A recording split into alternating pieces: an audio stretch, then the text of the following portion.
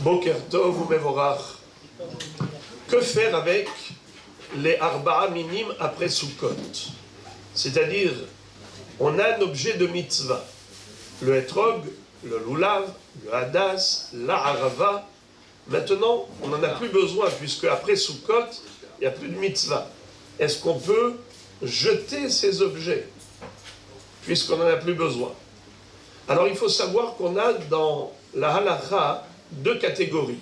Il y a ce qu'on appelle Tashmiché Mitzvah et Tashmiché Kedusha. Tashmiché Kedusha Nignazin, Tashmiché Mitzvah Nizrakin. Ça veut dire, par exemple, des tfilines qui ne sont pas cachères, Sefer Torah qui n'est pas cachère, mezuzot qui ne sont plus cachères. Alors il faut les mettre à la gniza. On n'a pas le droit de les jeter. Tandis que des objets de mitzvah n'incarnent pas de kedusha. Donc après la période de la mitzvah, dans l'absolu, on peut les jeter. Mais attention, il ne faut pas les jeter bederech bizayon. Et il ne faut pas les mettre dans un endroit où il y aura du bizayon. Par exemple, ne pas les jeter directement à la poubelle. Ou bien ne pas les mettre dans un endroit où ils vont être piétinés. Où les gens marchent et ils vont les écraser, les piétiner. Alors qu'est-ce qu'on fait? On met dans un endroit où ça va se dégrader tout seul, ce qu'on appelle biodégradant.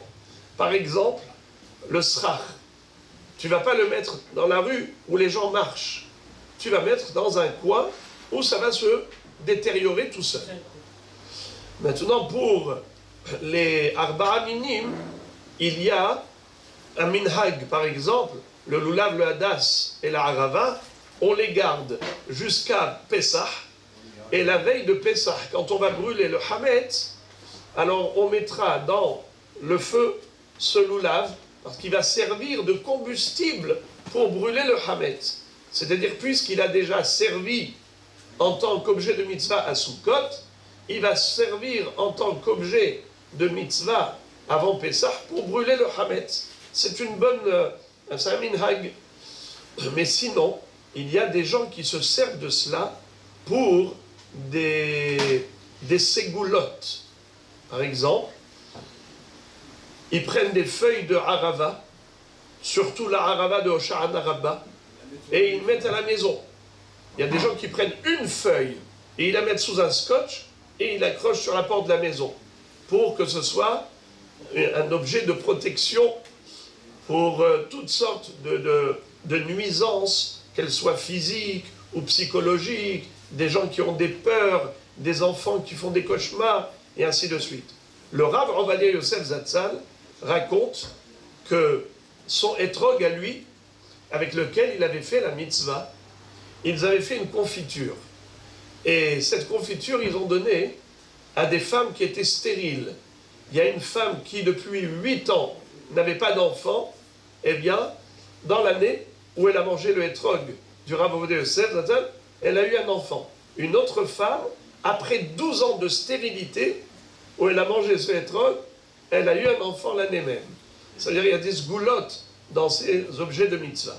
Mais sinon, quelqu'un qui n'a pas besoin, qui n'a pas l'occasion, et il veut s'en débarrasser, il est possible de mettre dans un double sachet et de jeter à la poubelle. Parce que ça ne s'appelle pas jeter à la poubelle directement, puisque il le met dans un endroit où il est protégé. Il met dans un double sachet.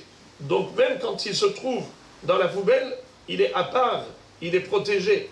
Et de ce fait, ça ne s'appelle pas un mépris, comme si on lançait le étrog lui-même dans la poubelle, ou le hadas ou la harava dans la poubelle. Non, tu ne mets pas directement. Tu mets dans un sac, et c'est le sac que tu mets à la poubelle. C'est aussi une possibilité, puisque dans l'absolu, tashmiché, mitzvah, nizrakim, seulement il ne faut pas les mépriser. Le fait de les mettre dans un sachet, ça prouve le respect que l'on a pour ces objets.